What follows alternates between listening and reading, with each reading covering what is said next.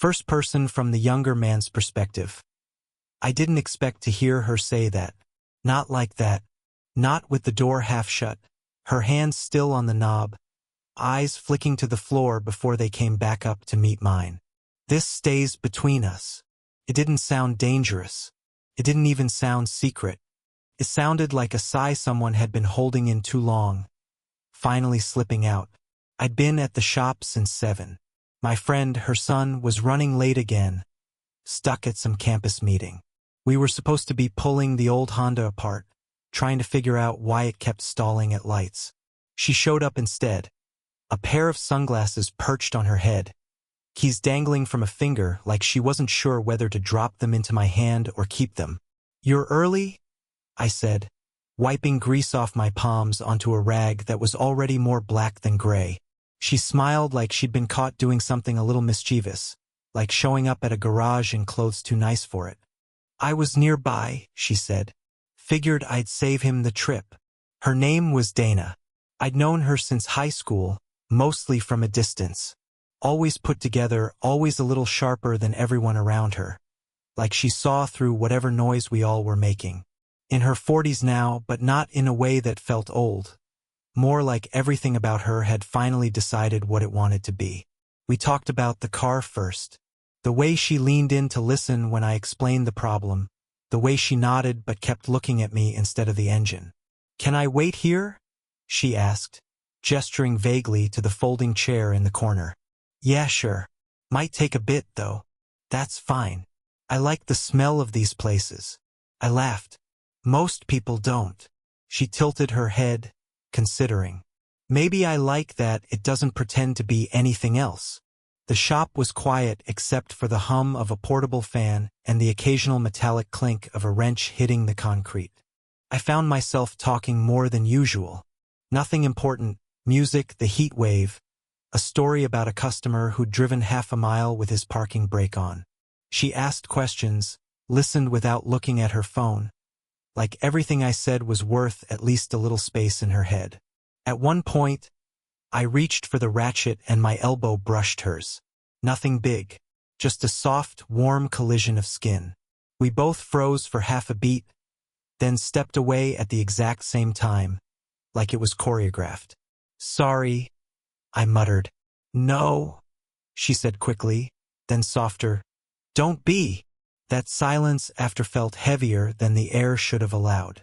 When the car finally started without coughing, she stood close enough that I could smell her perfume over the oil and sweat. Something subtle, expensive. She looked at the running engine like it had just confessed a secret. "You're good at this," she said. "Just lucky today." She laughed under her breath, then glanced toward the office window where no one was watching. And that's when she leaned in, just a fraction, voice low enough I had to stop breathing to hear it. "This stays between us." I nodded without knowing what she meant. About the fix? About the way the afternoon had shifted without warning? She didn't wait for an answer, just slipped her sunglasses back on, handed me a folded 20, and walked out into the thick summer light like nothing had happened at all. That night, I kept replaying her voice in my head, like I missed something, or maybe wanted something. Human. It was 2 weeks before I saw her again. Not at the shop this time. At her house. Her son had called me. Said his mom's dryer was making a noise, like a cat stuck in a tin can. He was buried in finals, so I offered to swing by. Didn't think twice about it, at least that's what I told myself on the drive over. Her neighborhood was quiet, the kind of place where lawns were too neat and driveways too wide. I parked at the curb, toolbox on the passenger seat, and sat there for a second longer than I needed to. She answered the door barefoot, in jeans and a loose t-shirt. Hair pulled back. No makeup, but somehow looking more like herself than before. "Hey," she said, like she wasn't sure whether to be surprised or relieved. "You didn't have to." "It's no problem," I said. "Dryer's not supposed to sound like it's dying. Figured I'd take a look." She stepped aside, letting me in with a little wave of her hand. The house smelled like lemon cleaner and something faintly sweet. The dryer was in a small laundry room off the kitchen. She leaned against the doorframe while I knelt, pulling the panel off. For a while, the only sound was the rattle of screws and the click of metal. I asked her a few questions, when it started, how bad it got, but mostly we stayed quiet. "You've been busy?" I asked eventually. She gave a short laugh, the kind that's more breath than sound. "Always. Work's work. You know how it is." I looked up, caught her rubbing her thumb over the inside of her wrist like she was trying to erase something invisible. "You okay?" I asked before I could stop myself. She blinked, like she'd forgotten I was there for a second. "Yeah, just tired, I guess." Her voice wasn't tired, though. It was careful, like each word was trying not to lean too far in any direction. I went back to the dryer, but I kept catching details, her nails short but clean. The way she stood with her arms folded like she was keeping herself together. The way her eyes kept drifting to the floor instead of me. "You're good at fixing things," she said after a while softly. I smiled without looking up. "Machines, maybe. People, not so much." That made her laugh. Really laugh, this time. It was low, warm, a little surprised. It hit me somewhere I didn't expect. When the dryer finally spun without complaint, I stood, wiping my hands on my jeans. She handed me a glass of water like it was the only way she could say thank you without saying too much. I drank, and for a moment, neither of us moved. The kitchen clock ticked louder than it should have. She looked at me like she wanted to say something, but didn't, and that silence felt louder than words. It was raining that night, not a soft drizzle, a heavy, soaking kind that made the air smell like wet concrete and cold leaves. I'd been driving home from a late shift at the shop when my phone buzzed. A text from her son. "Mom's car won't start. I'm stuck across town. Any chance you can check on it?" I almost said no. I should have said no. But 10 minutes later, I was knocking on her door again, rain dripping off my jacket onto her porch. She opened it quick, like she'd been waiting. "God, you're drenched," she said, pulling me inside without thinking. Her hand brushed my sleeve as she shut the door behind us. It was warm in her house, too warm after the chill outside. "Car won't start?" I asked, shaking some of the rain from my hair. "It wouldn't even turn over," she said, frowning. "I tried twice and gave up before I killed the battery. We checked it, of course. Flashlight, jumper cables, the whole thing. The rain made it harder. Slippery tools, fogging breath, cold fingers. After 30 frustrating minutes, the engine finally coughed back to life, but not before the storm worsened. "You're not driving in this," she said firmly, standing under the garage light with rain streaking her hairline. "You'll hydroplane before you hit the freeway." "I'll be fine," I started, but she was already shaking her head. "No," she said. "Stay until it slows down." We ended up in her kitchen again, both of us still damp, both too awake for midnight. She poured 2 glasses of wine without asking, like it was easier than deciding if it was a good idea. She sat across from me at the small table. We talked about nothing at first. Bad drivers, weather apps that never get it right, how her son still leaves his laundry in the dryer until it wrinkles like tissue paper. But then it got quiet. She rested her chin in her hand, eyes drifting past me, like she wasn't seeing the kitchen anymore. "You ever feel like you just missed something?" she asked suddenly. "Like you were standing in the wrong line, and by the time you noticed, it was too late to go back?" I stared at her. "Yeah," I said softly. The clock ticked. The rain drummed harder against the windows. She looked tired in a way I hadn't noticed before. Not just from the day, but from years. Something deep in her shoulders, her voice, her careful pauses. I wanted to reach across the table, just to put my hand over hers, to let her know I heard every word she wasn't saying. My hand was halfway to hers when she said, "You should go now," and I did. But only my body left that room. Still not romantic, just raw honesty. I didn't plan on seeing her that day. Her son had dragged me to a coffee shop near campus. A last-minute study break that turned into 3 hours of bad espresso and worse Wi-Fi. She walked in halfway through, wearing a navy blazer over a faded t-shirt, hair still damp from a morning shower. She didn't see us at first. She was on the phone, the kind of call that makes your shoulders sink even when your voice stays polite. Something about a supplier, then a long pause. "No," she said quietly. "No, that's not what we agreed to." Another pause, then softer. "I can't keep doing this." When she hung up, she caught my eye, just for a second. Enough for both of us to know we'd noticed each other before she turned toward the counter. Her son went to refill his coffee. She came over. Not all the way, just to where I could hear her without leaning in. "Hey," she said.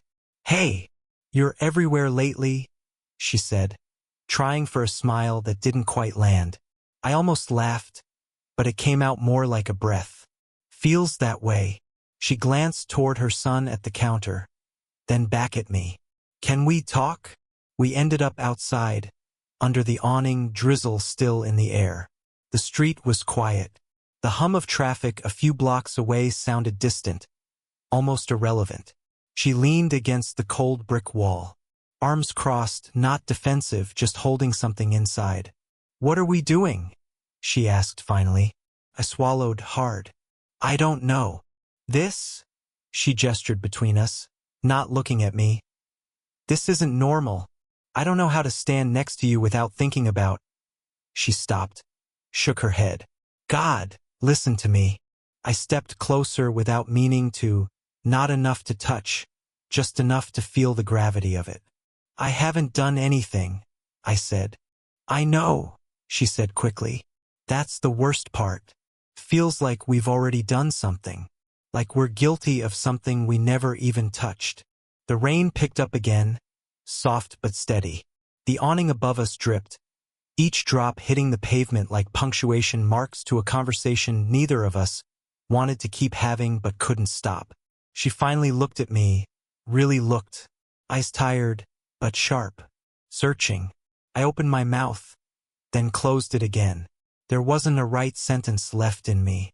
She didn't say anything, just looked at me, like she was already mourning something we never even had. Gravity between them without any loud drama. I hadn't heard from her in a week. Not unusual, really. Life had a way of pulling us back into our lanes, at least for a little while. But when her name lit up my phone on a Tuesday night, no caller ID, just her number, it stopped everything I was doing. "Hey," I said. "Are you busy?" "No. Can you come by?"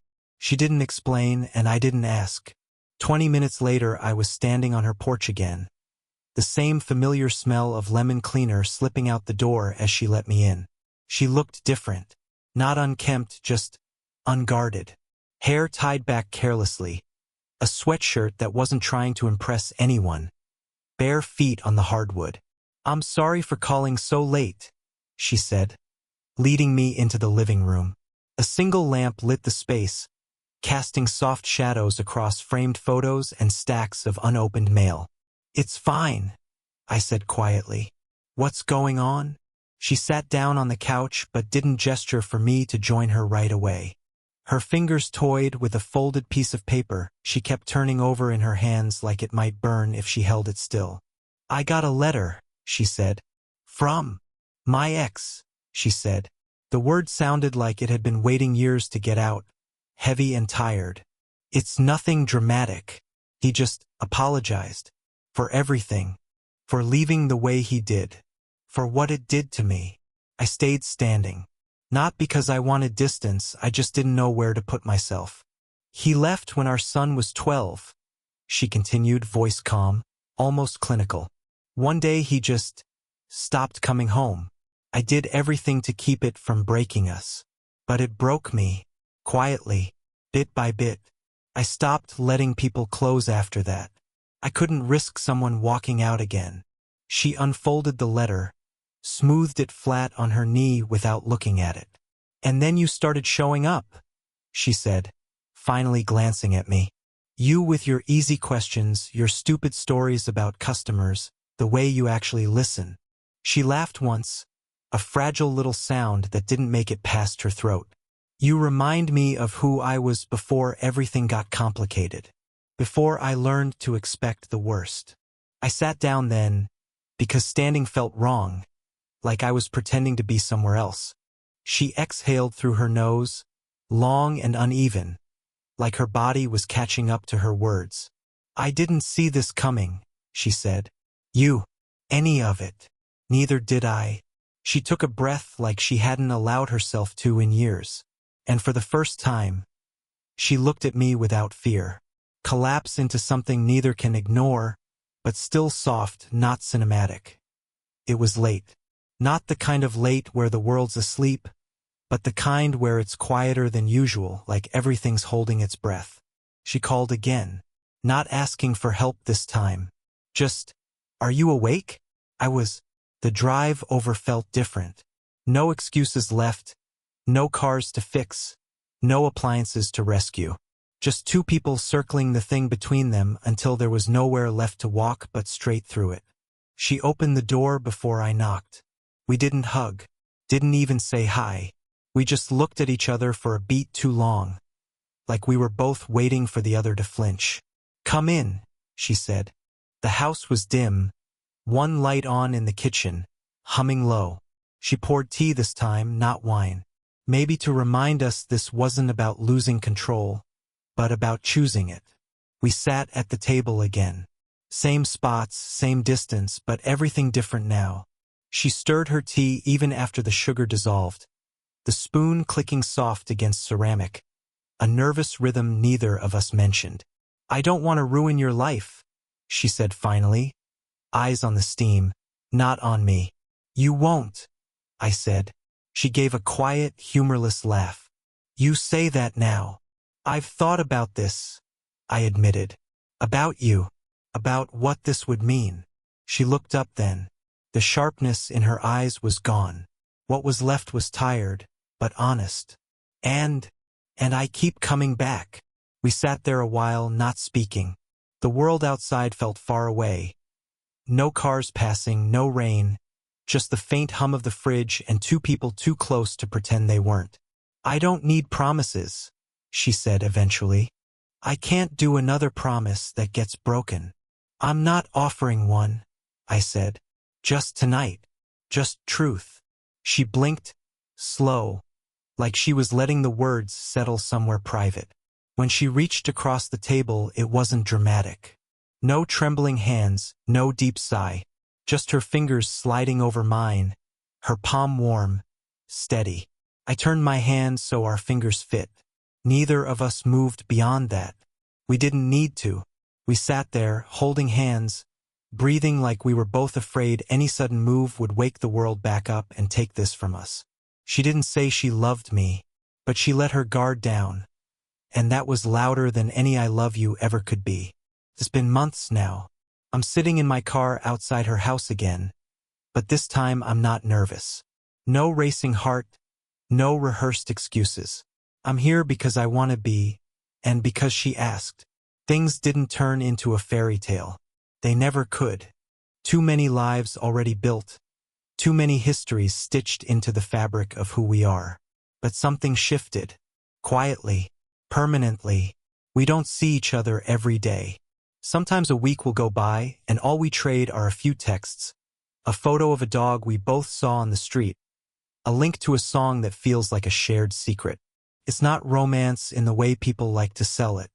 It's something else, softer, slower, maybe truer. She's lighter now, not in the way she moves, but in the way she doesn't guard every laugh, doesn't measure every glance like it's a risk. Sometimes I catch her smiling at nothing, and I know I'm not the reason. And somehow that makes me happier than if I were. I've changed too. Before her, I thought love was supposed to announce itself with fireworks, all certainty and noise. But it turns out, sometimes it's just two people quietly finding a place to rest inside each other's chaos. We've talked about it, the what now. Neither of us pretends to have answers. We know we're not forever in the way the movies promise. But we're something. And sometimes something is enough.